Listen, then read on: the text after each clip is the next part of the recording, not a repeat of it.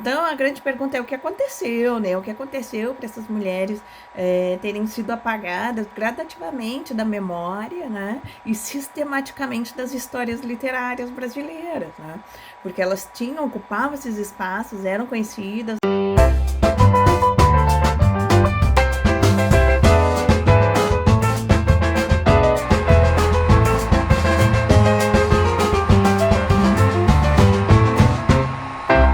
Olá, eu sou Ana Fedres, eu sou professora de literatura brasileira na UF, a Universidade Federal Fluminense, e faço parte já há alguns anos desse grupo maravilhoso que é o LABEL, o Laboratório de Estudos de Cultura e Literatura do período da Belle Époque.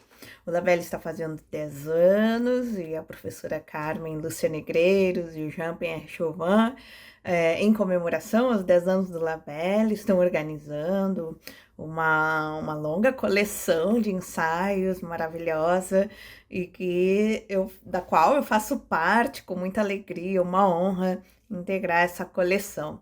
Eu vou falar um pouquinho para vocês, então, da minha colaboração com o Labelle e qual é o meu livro, né, que estarei aí lançando também, junto com todos os meus colegas do Labelle, né? Eu vou lançar o livro Ensaios sobre Autoria Feminina na Belle Époque brasileira.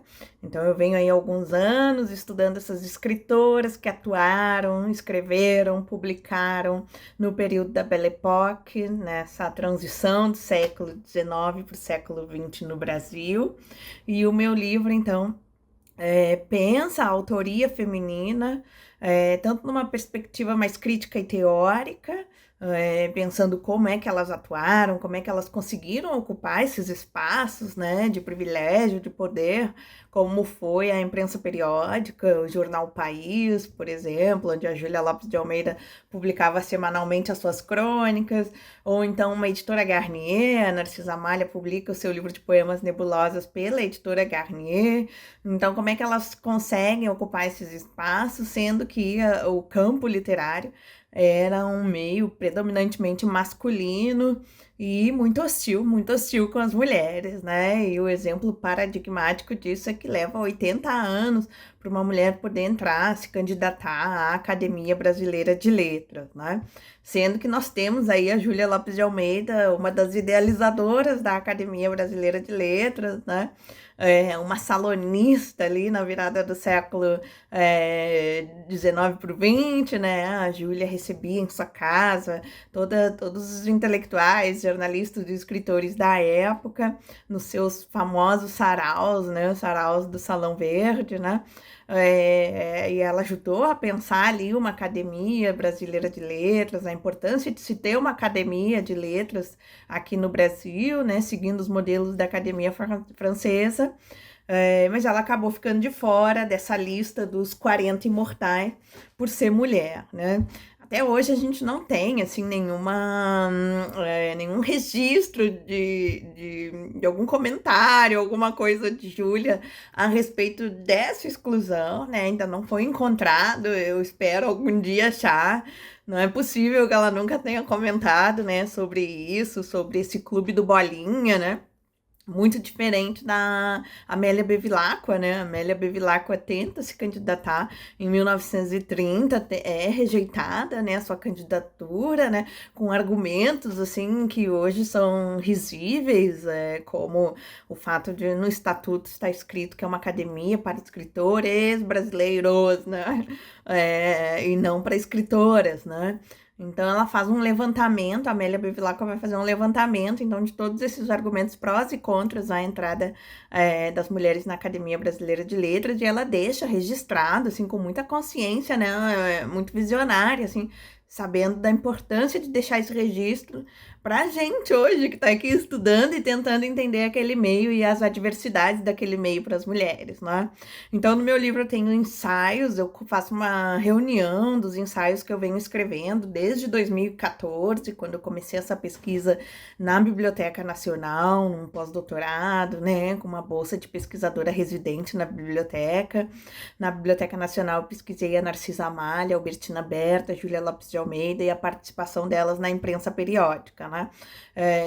Porque eu estava, assim, realmente muito impressionada como essas mulheres, elas tinham visibilidade, né? Elas eram conhecidas, elas faziam parte do sistema literário, né? Então elas publicavam suas obras, elas tinham leitores, né? Elas tinham uma recepção crítica das suas obras, né? A Júlia Lopes de Almeida foi uma best-seller, né? E atuou, assim, em diferentes frentes, né? Ela escreveu, né? Romances, contos, novelas, peças de teatro, né? Então tem uma peça de teatro dela muito importante, que é sobre o feminicídio, e que foi encenada em 1912 no Teatro Municipal do Rio de Janeiro, né? Isso não é pouca coisa, assim, uma mulher dramaturga tendo essa peça encenada no maior teatro do país, né? Na capital do país, né? E um teatro, assim, que é um teatro pesado, assim, né? A temática pesada, um feminicídio, né? Com muita crítica. Então, a grande pergunta é o que aconteceu, né? O que aconteceu para essas mulheres terem sido apagadas gradativamente da memória, né? E sistematicamente das histórias literárias brasileiras, né? Porque elas ocupavam esses espaços, eram conhecidas, né? A Narcisa Amália recebe uma crítica elogiosa de Machado de Assis quando ela publica Nebulosas, né? A Albertina Berta também tem o seu romance assim, esgotado, Exaltação, publicado em 1916. E ela tem 6 reedições consecutivas desse romance, né? Tamanho sucesso que fez, né? Tem até uma carta do Lima Barreto para o Monteiro Lobato, que é o editor do Lima Barreto, né? Em que ele está reclamando que o Policarpo Quaresma não vende tanto quanto Albertina Berta e Gilca Machado, né? Sendo que o Policarpo Quaresma custava mais barato, né? Que o Exaltação. E o Lima Barreto vai dizer, então, que isso se deve, primeiro, ao apelo erótico das duas, né? Mas, assim, se você for ler o Exaltação, assim, não tem quase apelo erótico ali, tem um encontro amoroso e tal, mas é até romântico, né? É até romântico demais, né? Pouco ousado, talvez, né, para os dias de hoje, né? E então, por esse apelo erótico, né? E ele diz, então, também que pelo mau gosto dos leitores cariocas, né? Por isso que elas estão vendendo muito e ele não. Então, essa carta, né, do Lima Barreto, mas uma série de outras situações, né, similares a essa, vão mostrando como a literatura é um espaço de disputa, né, é um território contestado, para usar a expressão da Regina Dal Castanho, né? Então, a presença das mulheres ali era uma ameaça também, né, para os escritores, né? E todas essas adversidades, né? Por mais que elas ocupassem esses espaços, né? Elas sempre recebiam algum comentário sexista, algum comentário que demonstrava ali algum preconceito de gênero, né? Mas as mulheres não estavam sozinhas, eu trago isso num texto também, em que mostra esses protofeministas, né? Esses homens que estavam ali ajudando, né, as mulheres nessa luta por emancipação, por igualdade de direitos, por entrada numa Academia Brasileira de Letras, né? Então nós temos, esse é um termo que o Roberto Assis ele usa num texto dele, né, sobre os protofeministas, né? E eu discuto ali, né, dialogo com o Roberto Assis num dos meus textos, pensando teoria da literatura e estudos culturais e essa reivindicação, né, do cânone, né, como é que se construiu esse cânone, né, e como que agora a gente quer, então, incluir essas mulheres, né, que foram injustamente alijadas do cânone da história literária brasileira, né. Então, nesse texto especificamente, né, em que o meu mote, né, a minha inspiração é o texto do Roberto Assis, que é assim um interlocutor assim privilegiado, né, uma honra assim discutir, né, dialogar com o Roberto Assis, né.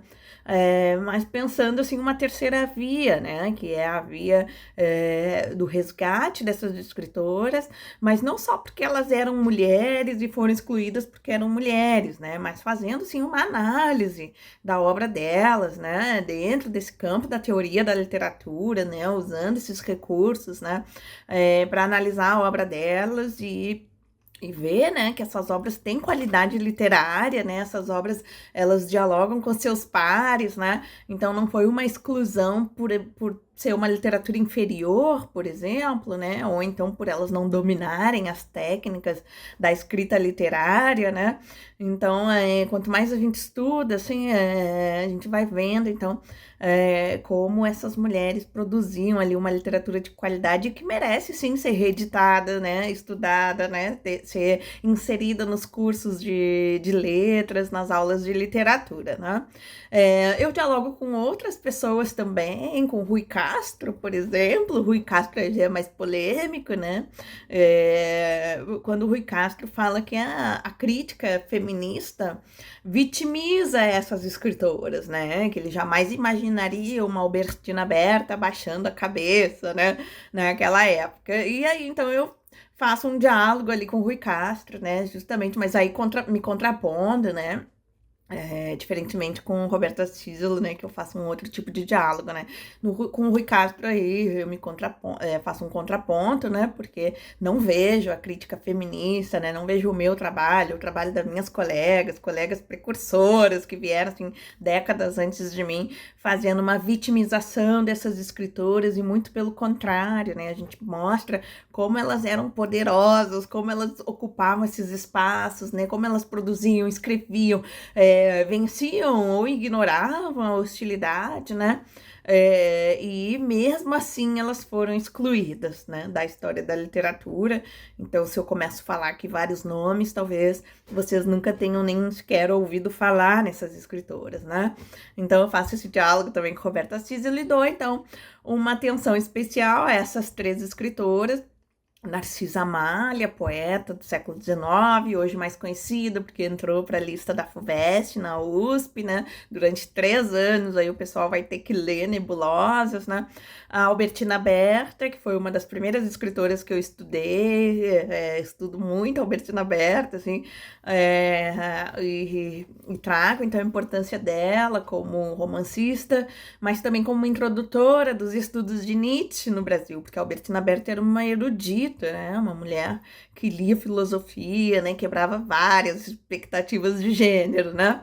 E Júlia Lopes de Almeida, então também falo da Júlia. Eu tenho me debruçado muito no perfil cronista da Júlia, cronista do Rio de Janeiro, uma flaneuse, porque a gente sempre ouve muito falar no flaner, esse homem que anda pela cidade, registra a cidade, se inspira, né, nessa flanerie, nesse andar sem rumo e tudo mais.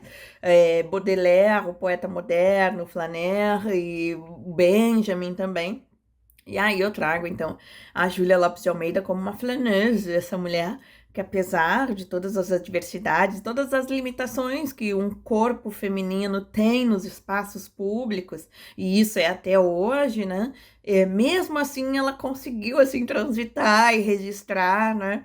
E hoje eu tenho feito num projeto de iniciação científica, né, um mapeamento da cidade do Rio de Janeiro pela obra da Júlia Lopes de Almeida, né? Então, essa é a minha contribuição, esse é o meu livro, Ensaios sobre a Autoria Feminina na Belle Époque. Eu vou reunindo esses ensaios que eu já publiquei esparsamente, né? Agora reúno todos eles num único livro para pensar a autoria feminina nesse período, né? Para conhecer mais dessas escritoras, né? Para entender esse apagamento, né? A construção do cânone, a escrita das histórias da literatura e como que a gente vai perpetuando esse epistemicídio, esse memoricídio. Então fica o meu convite e o meu agradecimento muito especial a Carmen Negreiros, né, que me abraça sempre, abraça a minha pesquisa, me estimula, me incentiva, né? Então deixo aqui o meu carinho especial por ela e parabéns ao Jean-Pierre Chauvin e a Carmen por essa organização, por mais essa organização. Até lá!